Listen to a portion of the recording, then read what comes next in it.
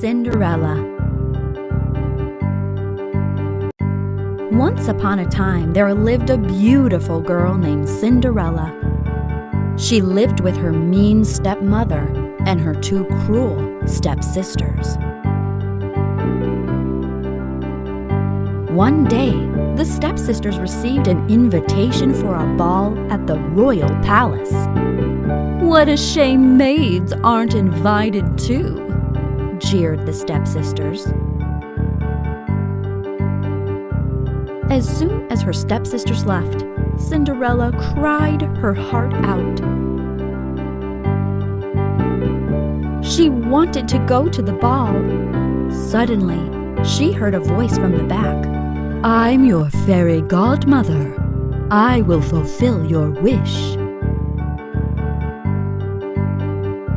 The fairy godmother magically transformed Cyndrella and her friends. She told Cyndrella to return before midnight. As soon as the handsome prince saw Cyndrella, he was instantly enchanted. They both danced together. The clock struck 12, and Cyndrella immediately ran out of the palace. She panicked and lost a glass slipper in the palace. The puzzled prince chased after her, but only found the slipper. The love-struck prince went from house to house, making every girl try on the slipper. Soon, he reached the stepsister's house. They snatched the slipper from him and tried it on their feet in vain. Then, the prince asked Cyndrella to try on the slipper. Her dainty foot was a perfect fit. The prince gasped in delight. The prince took Cyndrella back to his palace. They got married and lived happily ever after. Once upon a time, there lived a farmer with his wife. They owned a special goose. One day, the goose laid a golden egg. The farmer became very happy and sold the egg. Every day, the goose would lay a golden egg. The farmer and his wife would then sell the egg. They soon became rich. The couple became greedy. They thought that a big piece of gold must be inside the goose. If they could have all of the gold together, they would become richer much faster. They decided to cut the goose and get out all the gold at once. They killed the goose and found that she was like every other goose from the inside. There was no gold inside. They started crying. Now they would not get any more golden eggs, all due to their greed. Moral: too much greed gains. One day, a fox invited the stork for lunch. The fox made some soup and served it in 2 shallow bowls. The stork had a long beak and wondered how to drink soup from the bowl. The fox quickly finished his soup. The stork couldn't drink his soup. The stork said to himself, "I must teach this fox a lesson." After the meal, the stork told the fox, "Thank you for inviting me. Why don't you come to my place for lunch tomorrow? I will make some delicious soup for you." The next day, the fox happily went to the stork's house. The stork prepared some delicious soup and served it in 2 long-necked jars. Now, the fox wondered how to drink the soup from such a tall jar. The stork quickly finished his soup, but the fox's mouth could not reach the soup. The fox learned his lesson. Moral of the story: tit for tat. Do to others what one would wish for oneself. Midas and the Golden Touch. Once there lived a kind and wealthy king named Midas. He was so obsessed with wealth that he would dream of it every night. One day, Midas saw an elderly man in the garden. He invited the man to his palace. At the palace, a young man wearing a leafy crown appeared. He was looking for the elderly man. The elderly man said to Midas, "This is Dionysus. He is a god." Dionysus said to Midas, "You've been very kind to my friend. In return, I will grant you a wish." Midas wished, "Everything I touch must turn to gold." "So be it," said Dionysus, snapping his fingers.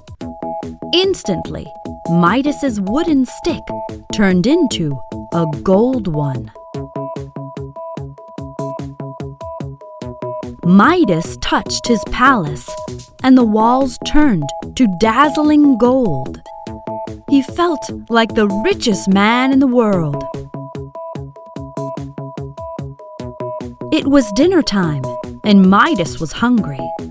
But when he touched his food, it turned to gold. "Oh no!" His daughter heard his cries. She ran towards Midas and hugged him. Even she turned into a golden statue. He cried for help from Dionysus. Dionysus appeared. He said, "Bathing in the river will wash away your gift." Midas stepped into the river, and his stick became wooden again. He went back to his palace. Everything was back to normal. Midas was very happy. He promised to never be greedy again. Once upon a time, there lived a girl near a forest. She always wore a red hood. Everyone called her Little Red Riding Hood. One day, Mom asked Little Red Riding Hood to visit Grandma, who lived on the other side of the forest. Little Red Riding Hood went into the forest carrying a basket of fruits for Grandma. A big, bad wolf was watching her. The wolf asked Little Red Riding Hood, "Where are you going?" "I'm going to see Grandma," she replied. The wolf suggested that she should pick some flowers for Grandma. As Little Red Riding Hood was picking the flowers, the wolf ran off. He wanted to get to Grandma's house before her. The wolf arrived at Grandma's house. She was sleeping in her bed. The hungry wolf swallowed her up. The wolf dressed himself in Grandma's clothes and climbed into her bed. Little Red Riding Hood knocked on the door. The wolf asked her to come in. Little Red Riding Hood entered and saw Grandma. She noticed that Grandma looked very strange. The wolf jumped out of the bed. Little Red Riding Hood screamed, "Wolf!" Little Red Riding Hood ran from the house. The wolf chased after her. A woodcutter saw them. The brave woodcutter picked the wolf up. He shook the wolf, and Grandma came out. She was safe. The wolf ran away. They thanked the woodcutter for helping them. Little Red Riding Hood promised Grandma to never talk. Once upon a time, there lived a family of 3 bears in the forest. One morning, their porridge was too hot to eat, so they went for a walk instead. While they were out, a naughty little girl named Goldilocks came wandering through the woods. She entered their house. She saw a table with 3 bowls of porridge. There was 1 large bowl, 1 middle-sized bowl, and 1 small bowl. Goldilocks sat on the biggest chair and tried the porridge from the biggest bowl. But the cushion on the chair was very hard and the porridge too hot. Then she settled in the smaller chair. She tried some porridge from the smaller bowl, but the chair was too soft and the porridge too cold. Finally, she jumped into the tiny chair and tasted some porridge from the small bowl. It was delicious, but her weight broke the chair into pieces. Goldilocks went upstairs. There was 1 bedroom with 3 beds. She climbed into the big bed, but it was too hard. The middle bed was far too soft. Then Goldilocks climbed into the smallest bed. It was perfect. Soon Goldilocks fell asleep. The 3 bears came back home. When they looked at their bowls, they were shocked.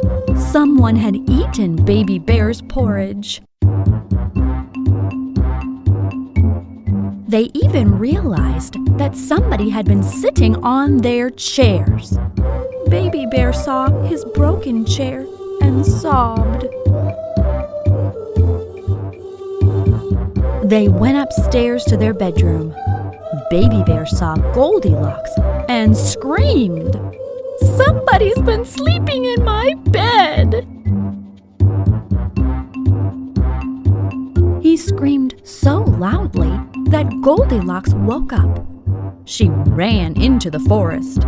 The 3 bears never saw her again.